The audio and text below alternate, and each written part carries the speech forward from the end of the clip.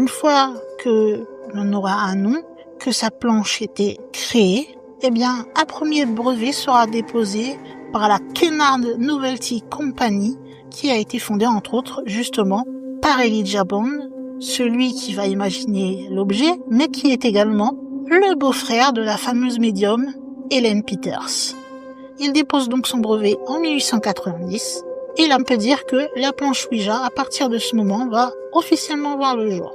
Avant de pouvoir délivrer son brevet, l'Office des brevets américains va demander qu'il y ait une validité de l'invention, c'est-à-dire qu'il demande à voir si cet objet peut vraiment fonctionner. Il faut qu'on leur prouve que l'on peut utiliser en spiritisme et que cela bouge bien et que cela n'a rien d'être un trucage, sinon ils ne donneront pas le brevet.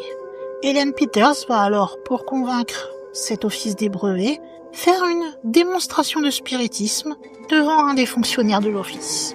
Il sera plutôt convaincu puisque l'entreprise Kennard Novelty Company va fabriquer et commercialiser les planches Ouija.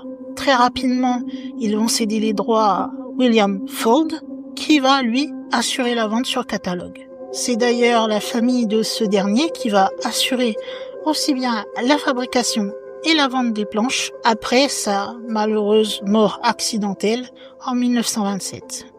En 1966, la famille de William Fuld va décider de céder l'entreprise à Parker Brothers, qui ensuite va être rachetée par une autre entreprise que vous connaissez un petit peu plus, mais surtout pour ses jouets, ou du moins des loisirs créatifs, puisque c'est finalement Hasbro qui va acheter les droits sur la planche Ouija.